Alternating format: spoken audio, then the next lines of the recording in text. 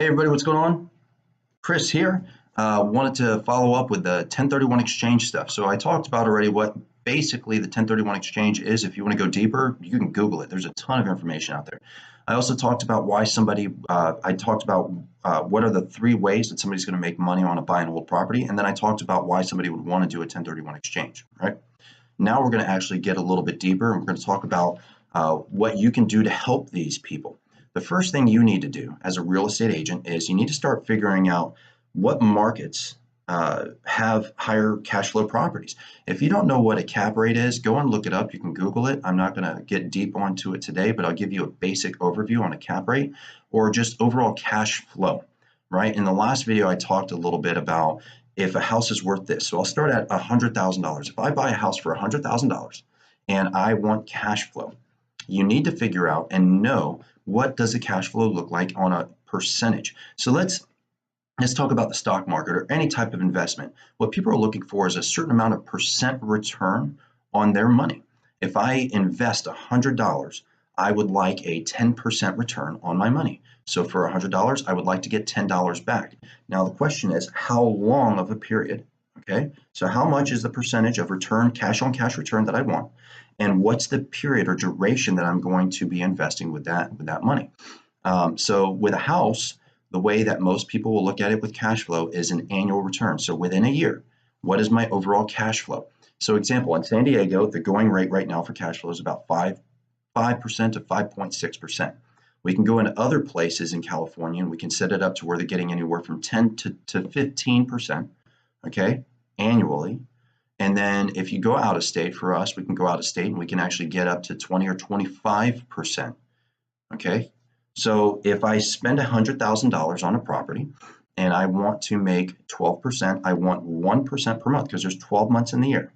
Get it? Okay. So every month I want to get 1% on the total amount of money that I spent. So if I spend $100,000, I want $1,000 every month for 12 months. Therefore, I made a 12% return this year.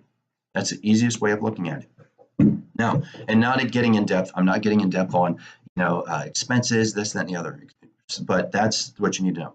So you need to start off by understanding that idea and concept. You can start Googling that and really get a lot deeper with cap rates and things like that, but you have to understand that. Second, you need to start looking and saying, what are the expectations in the market that I'm in? And are there other markets where I can get a higher cash flow if I have a client that wants to sell something? Because like I said in the previous video, a lot of the times, this is what we run into all the time. There was a death in the family and somebody inherited a house.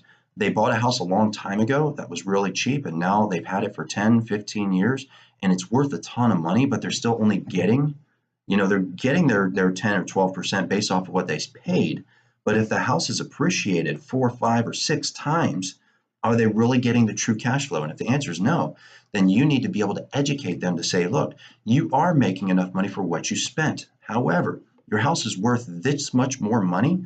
You should be getting this much cash flow. Let me help you learn how to do that.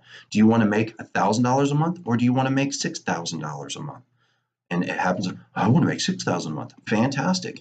I can help you do that. I'm going to help you sell your house, and then I'm going to help you buy into other houses, right, that are going to give you the better cash flow. So you're really looking at making multiple sales off of each individual 1031 exchange. Okay, I'm going to go deeper. I'm going to keep cranking these out every day. I feel like if I get lost, I'll end up spending like 30, 40, maybe even an hour of talking about this, and people won't actually watch it, consume it, and actually learn. This is very important. 1031 exchange is huge, and it should be implemented in your business. Okay, that's all I got today. Do me a favor, like, share, comment, and check me out on YouTube. Check me out on Facebook, The Real Estate Blitz. Talk to you then. Bye.